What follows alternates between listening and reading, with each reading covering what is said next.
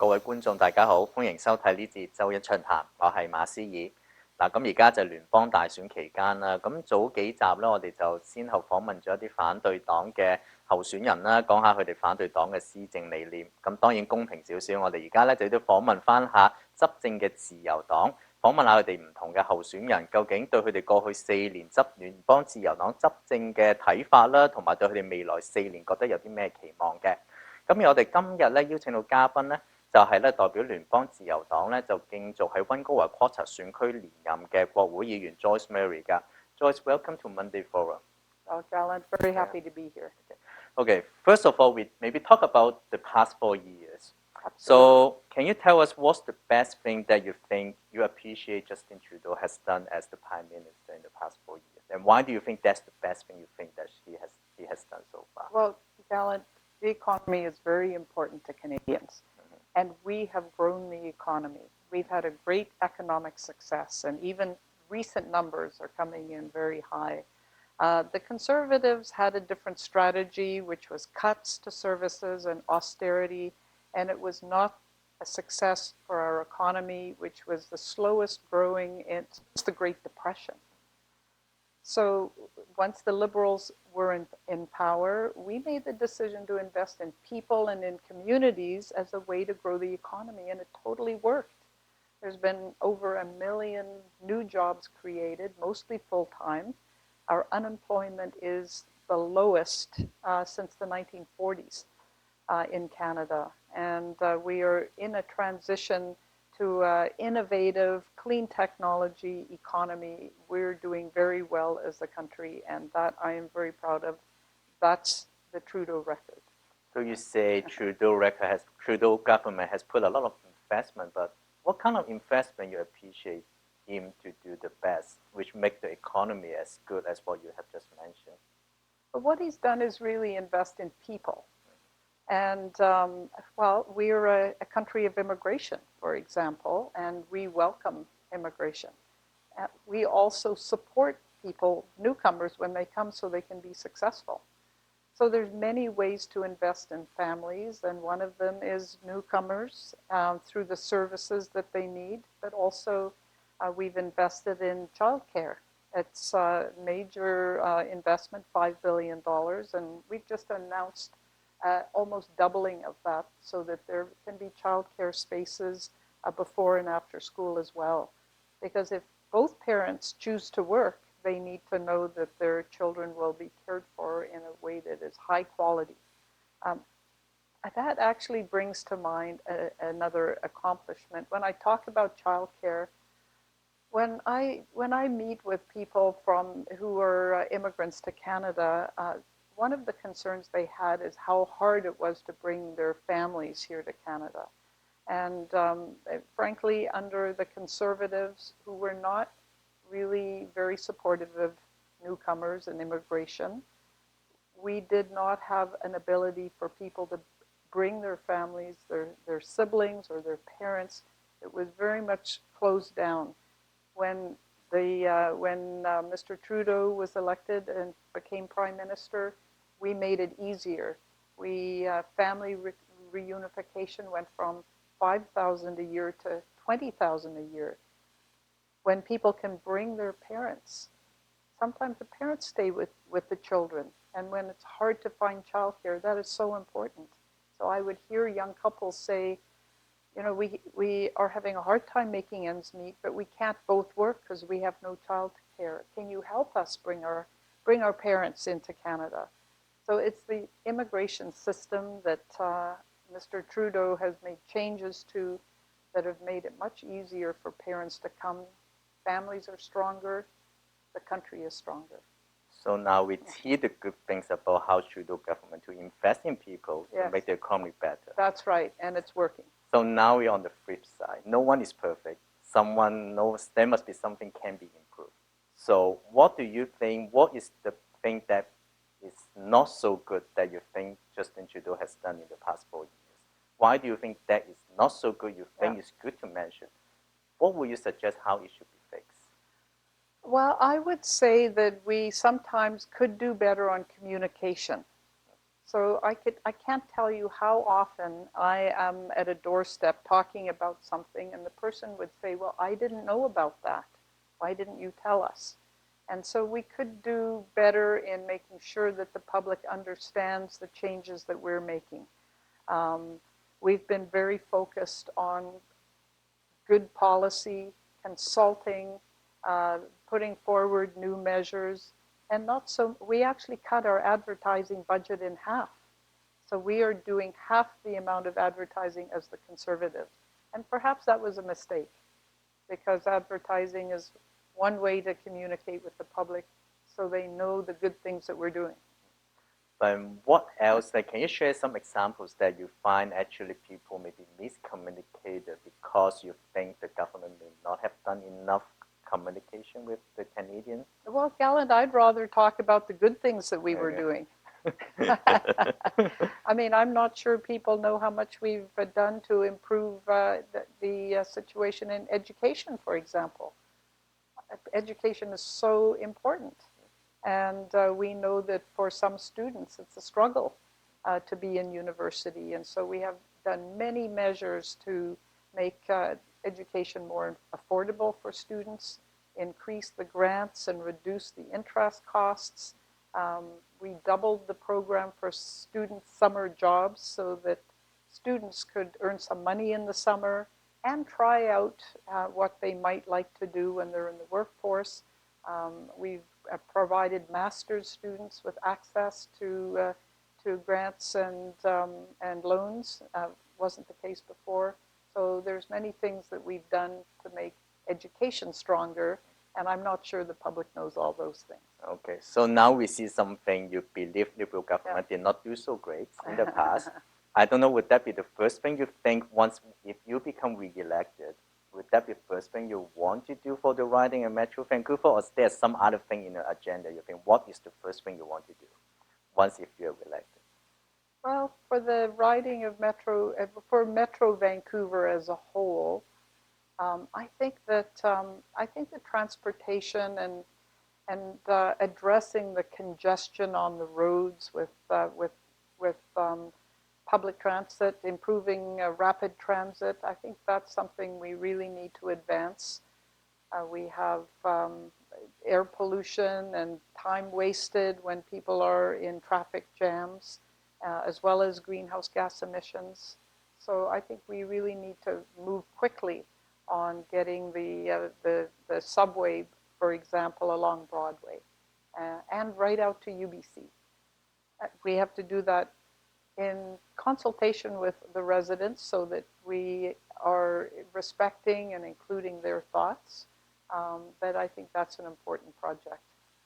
So potentially there will be more infrastructure going on if you're re-elected as Prime Oh, FRMP. absolutely. I mean, the Conservatives actually cut their infrastructure budget for the country 87%, 2 years in a row.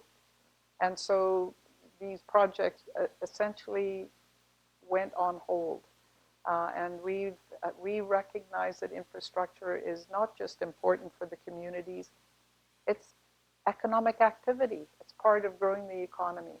So we put a very, very substantial budget forward, and I think we need to work very closely with the provinces and get them to be on board so that those investments can roll out and be a benefit both for the economy and the communities. Yeah, we have just talked a lot about investment. Yeah. So in your tenure as MP, is that something that you feel you did the most successful during the time when you were MP, or actually, can you share one of the moments you think you did the most? You think I did the most successful thing as an MP? Okay, well, I can tell you that one of the, I mean, being an MP has a lot of very wonderful moments, and there's a lot of satisfaction in the job.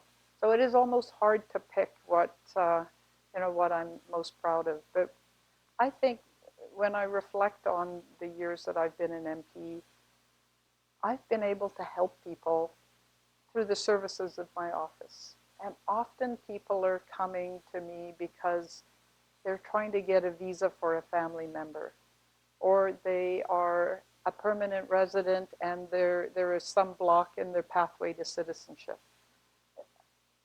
I mean, if a person is not able to bring family members into Canada to attend the wedding or to be part of an important moment or to help with a health challenge or to, out at UBC, we very often have had the request that we help bring an important person that is needed by the department to work on research, to be part of a conference, and we are able to help in many cases. And just, I mean, the difference it makes in people's lives when we can help clear the problems and have them come and be in Canada, it's very moving. So there's been some very emotional moments for me and in my office. There was a young girl who was trapped in the Syrian war zone area with a grandparent not really able to take very good care of her, and I and my staff worked very hard to get that young girl here to Canada, where her parents were living, and it was such an emotional moment when they came to visit me, so that I could meet the little girl. So. Okay, now we talk about the leader, we talk about your individual writing, about what your achievement. Now we go back to the Liberal platform. Okay. Yeah, so recently Liberal has like announced an environmental proposal. I believe Justin Trudeau has made a really aggressive target, so they want to achieve. And those targets are really high level so far. There are criticisms saying that there's not much detail how it should be implemented. What is your response to this criticism? And do you think that kind of promise is sufficient to convince Canadians that the Liberal government is able to achieve those targets? Yes, we will achieve those targets. So, I mean, Gallant, we were elected after a Conservative government that was led by a Prime Minister that essentially did not believe in climate change, and at one time called it a communist plot to take money out of your pocket. So did the Conservatives do anything on climate? No, actually they didn't. And so it's when we became, so I want to say three things in answer to your question. One is we already have a very good track record. We have a national plan right across the country. Even the biggest polluting province, which is Alberta, is part of that national plan and has taken many measures. And even though the targets for 2030 that were set by the Conservatives, and they had done nothing to achieve them, we have gone 3/4 of the way to our goal for 2030. So our Prime Minister is saying there is no question we will meet or beat that target, and we have a track record of 50 policies in place, including regulation and putting a price on carbon right across the country. So we already have a track record. Secondly, we have created, or our Prime Minister has said that we will meet net zero, which is what environmental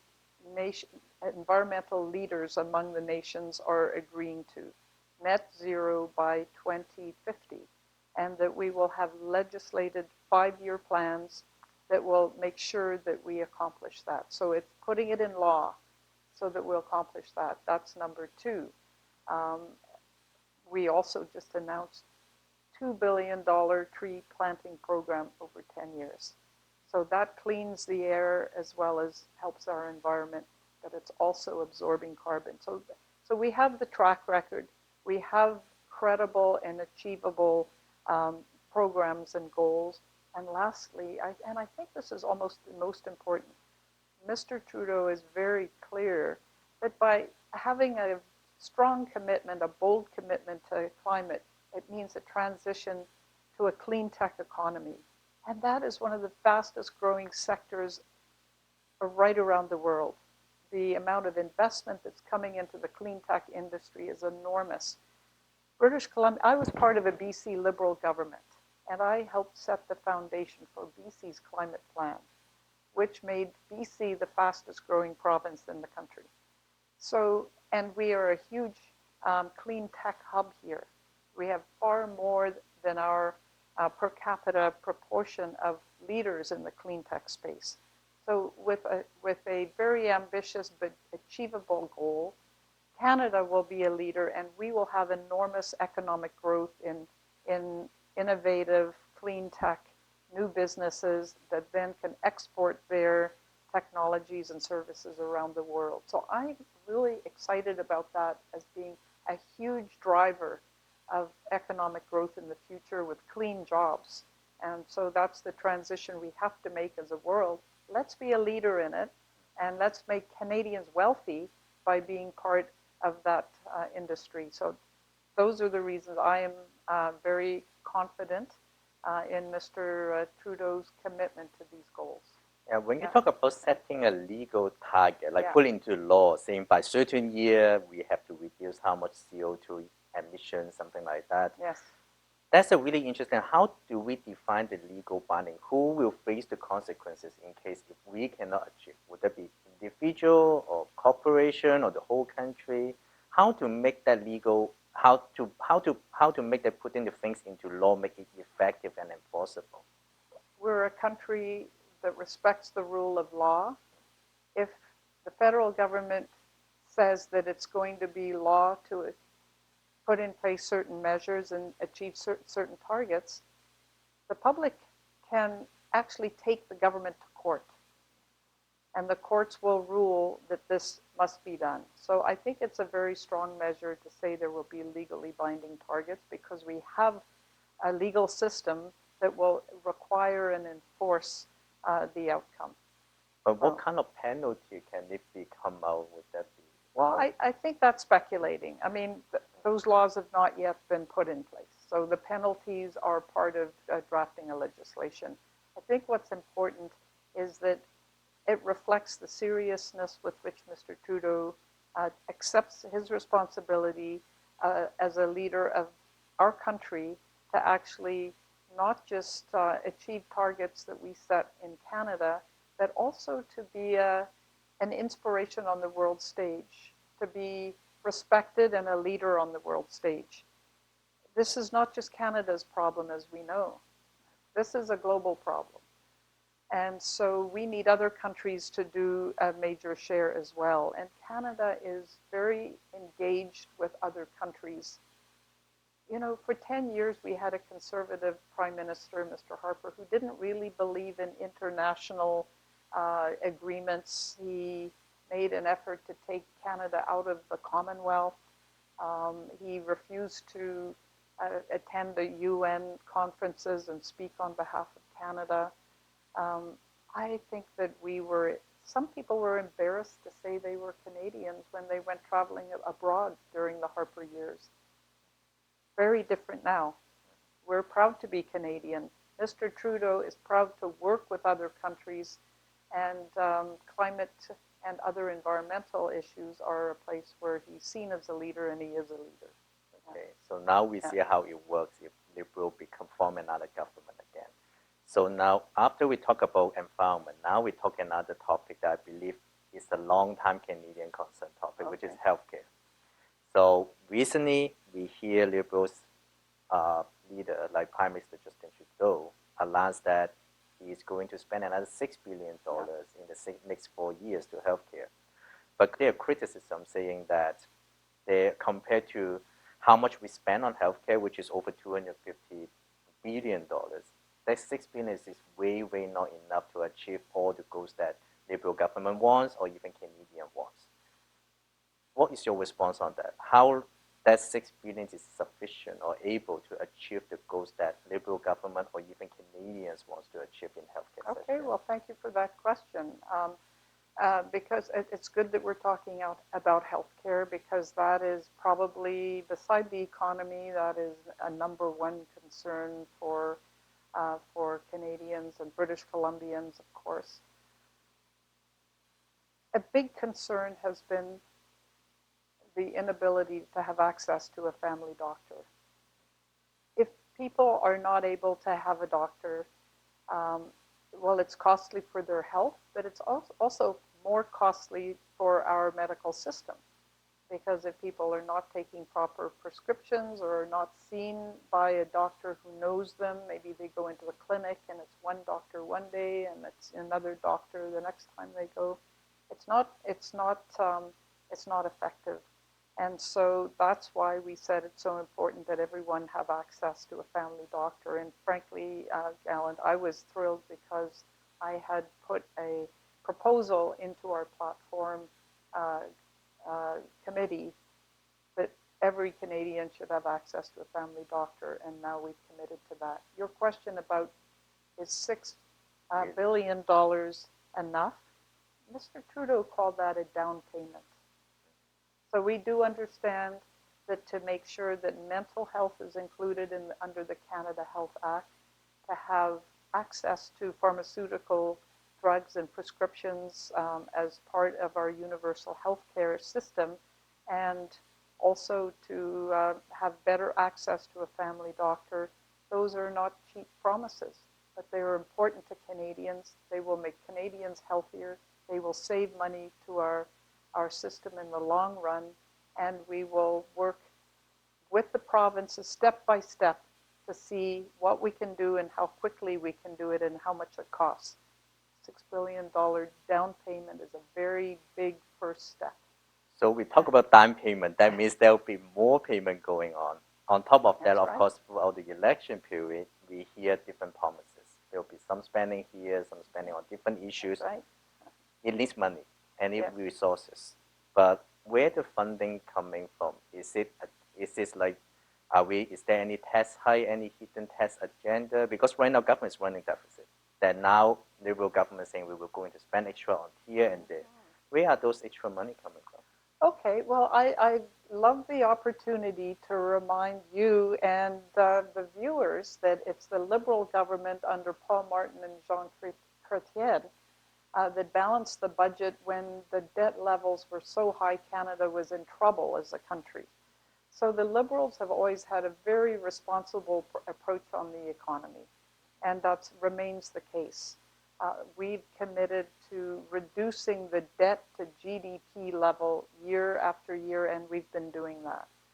So Stephen Harper actually spent $50 billion one of the years in deficit, and he did not succeed in really getting the economy going again, even after that recession. So the Liberals have a very good track record, and think about it this way. If our debt to GDP ratio is about 30-31% and going down, that's a bit like having, say, a $300,000 mortgage on a $1 million house, and your income is rising every year. So it's affordable. I mean, we need to support Canadians, we need to provide services, and the infrastructure we built, it's how Liberals built this country with Canadians over the last century. It's through investing in infrastructure. When there is a road, a bridge, a building, a community center, that serves people for decades. So it's about building the country. And we're doing it in a fiscally responsible way by making sure that our debt to GDP ratio gets smaller and smaller and smaller, and eventually it'll be paid off. But based on the latest trend we see, we don't see any hope of balanced budget until 2040, which is about 21 years from now. Anything can happen. If the economy growing, maybe what you're saying is correct, but there may be a recession coming, things may happen, the deficit may climb again. Then now we pass our deficit to our next generation, and our next generation is going to pay off this deficit in the future. Would that be a really fiscally responsible? Well, what is fiscally responsible is to invest in families so that they can be successful. And that's what we're doing. So it's not good for a society if there is a big gap between the wealthy and the poor. I mean, we see what that results in the United States or in Great Britain. More crime, more prisons, more more shootings, and so on. We don't want that for Canada. We want Canada to be a peaceful, positive country, and you can't have that if there's a big gap between the wealthy and the poor. So one of the things that we're doing is really investing at the middle class and those seeking to join it. In all of our programs, we think about that. So the Canada Child Benefit, for example, is a hugely successful program where low-income families get much more in their child benefit than wealthier families. And at a certain level of wealth, where the family really doesn't need government's help, there is nothing for them on that. By contrast, the Conservatives were giving the same size of benefit check to families no matter what their income or their need was. So that means your tax dollars were paying for a millionaire to have a child benefit. By doing it so that it's focused on the lower income, it makes much more sense in terms of people who are struggling to have an opportunity to be successful, have their children be successful, they'll do better in school, the social problems will be less, the educational attainment will be greater, and the economy will continue to grow. So, we have to think of this holistically, and we have to think long term. I think it's really time to be investing in reducing poverty, and we have lifted 900,000 Canadians above the poverty line, including seniors. So seniors, we've also reduced seniors' poverty by a lot. And as you know, probably in your family, there's seniors. And you want them to also have a life that is at least comfortable. And we've been doing that. We're increasing pension, the Canada Pension Plan, gradually so that pensions will be 50% higher. We gave people, the lowest income seniors, a 10% raise on their GIS right away, and we'll be raising OAS by 10% for everyone 75 years or older. We're going to increase the benefit for widows and widowers having access to their pension of their departed spouse by 25%. So it's not just compassionate, it's also good public policy. It makes our economy stronger because people take that extra check and they're not putting it in the bank, they're not sending it overseas to invest it, they're actually spending it. So our economy has been the fastest growing economy in the G7, and I am much more interested in having strong families and a strong economy and a good environment than to worry about what might or might not happen in 20 years. If things start being different, we'll make changes. But right now, what we're doing is working, and the economy's doing really well, and so are people. And I think what I would really like your viewers to know is that on October 21st, there will be either a Liberal Prime Minister or a Conservative Prime Minister. If it's a Conservative Prime Minister, we know what kind of government we'll get. We see it with Jason Kenney in Alberta and with Doug Ford in Ontario, and we had 10 years of Harper Conservatives, cuts and austerity. With a Liberal Prime Minister, we'll move forward on the foundation that we've built of a strong economy, a strong immigration system that welcomes newcomers, good education, and work on the environment while lifting people out of poverty. So investing in people and communities to grow the economy. We've set a foundation that in 4 years, you don't get it all done. So we're asking for your support so that we can move forward on those policies and programs that are good for Canadians and good for Canada. So now with Canadians going to make a really important choice about a couple of weeks from now. Yes. And now it's also subject to the Liberal team to convince Canadians your platform is the best for Canadians. That's right. It's very important, critical decision point. Okay. Thank you, Joyce, for coming to Monday Forum. 今日嘅周一長談咧嚟到呢度啦，下個禮拜咧仲有另外一位嘉賓接受訪問嘅。